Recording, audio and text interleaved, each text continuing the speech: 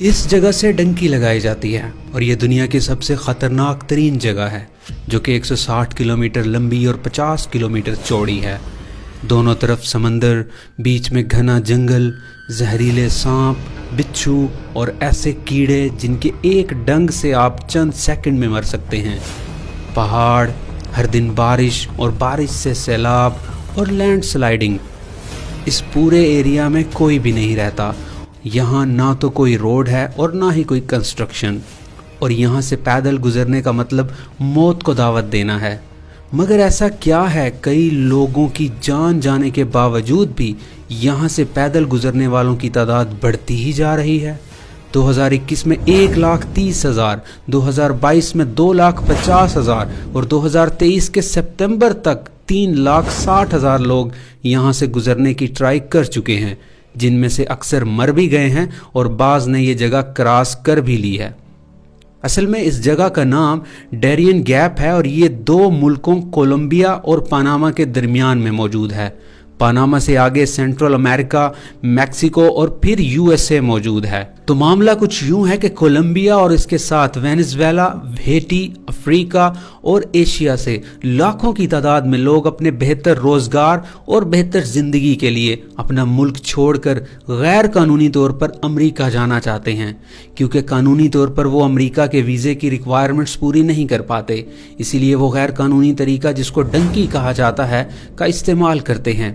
اس کے لیے وہ ایجنٹ کو پیسے دے کر اپنے ملک سے کولمبیا پہنچتے ہیں اور وہاں سے اس جنگل سے گزرتے ہوئے پاناما اور پھر میکسیکو سے ہوتے ہوئے امریکہ کا سفر کرتے ہیں۔ ڈنکی لگانے والے باقی جگہوں سے مشکل سے گزرتے ہوئے جب یہاں پہنچتے ہیں تو اس موت کے جنگل سے گزرنا اور بھی زیادہ مشکل مرحلہ ہوتا ہے۔ اس 160 کلومیٹر لمبے جنگل کو پیدل کراس کرنے میں تقریباً 10 سے 15 دن لگتے ہیں، اور جنگل بھی ایسا کہ جس میں زہریلے سانپ، بچھو، کیڑے، مچھر اور پھر اوپر سے بارش اور لینڈ سلائیڈنگ کا خطرہ۔ اب آپ تصور کریں کہ یہاں سے گزرنے یا پھر یہاں رات گزارنے والے لوگوں کی حالت کیسی ہوگی کہ آپ کو نہ تو فرسٹ ایڈ دستیاب ہے، نہ آپ واپس جا سکتے ہیں۔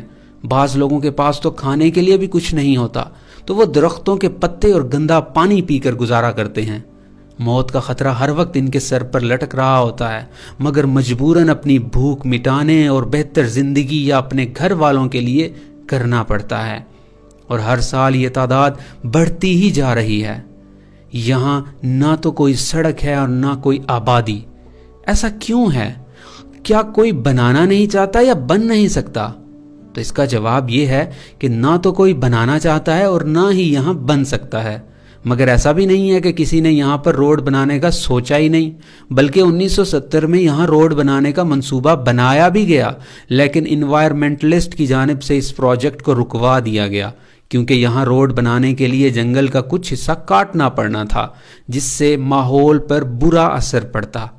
یہاں تقریباً سارا سال بارش ہی ہوتی رہتی ہے، جس سے سیلاب اور لینڈ سلائیڈنگ عام ہے، اور دھوپ بھی نہیں نکلتی، تو یہاں سڑک بنانا بہت زیادہ مشکل ہے۔ اس کے علاوہ یہاں زہریلے سانپ اور کیڑے مکوڑے بہت ہیں جو چند سیکنڈ میں انسان کی جان لے سکتے ہیں، اور اس سب کو اگر ہم کور کر بھی لیں تو بھی ایک اور وجہ یہ ہے کہ کولمبیا اپنے ڈرگز کی وجہ سے دنیا میں بدنام ہے۔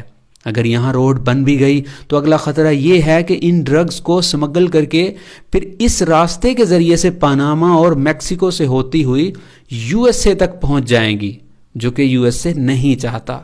اس کے علاوہ کولمبیا کی امریکہ کے ساتھ کچھ خاص نہیں بنتی، مگر امریکہ کی پاناما کے ساتھ کافی بنتی ہے۔ اس کی وجہ یہ ہے کہ پہلے پاناما کولمبیا کا ہی حصہ تھا، مگر اس ڈیرین گیپ کی وجہ سے کولمبیا پاناما پر ڈائریکٹ کنٹرول نہیں کر سکتا تھا، جس وجہ سے پاناما کے لوگوں نے اپنے لیے ایک الگ کنٹری کی تحریک شروع کر دی، جس میں امریکہ نے پاناما کا ساتھ دیا، کیونکہ امریکہ کو اپنی ٹریڈ کے لیے پہلے بہت لمبا سفر سمندر میں ایک طرف سے دوسری طرف جانے کے لیے کرنا پڑتا تھا، مگر پاناما کے ساتھ دینے سے اس کو پاناما کینال سے ایک شارٹ کٹ راستہ دوسری طرف پہنچنے کے لیے مل سکتا تھا۔ تو اس نے اپنے فائدے کے لیے پاناما کا ساتھ دیا اور آخرکار پاناما الگ کنٹری بن گیا، اور پھر پاناما نے امریکہ کو اس کینال سے راستہ بھی دے دیا، اور آج کی ڈیٹ میں اس راستے سے امریکہ اور دنیا کے کافی سارے دیگر ممالک اپنی ٹریڈ کے لیے یہی راستہ چنتے ہیں، اور یہ ان کے لیے آسان بھی ہے اور شارٹ کٹ بھی۔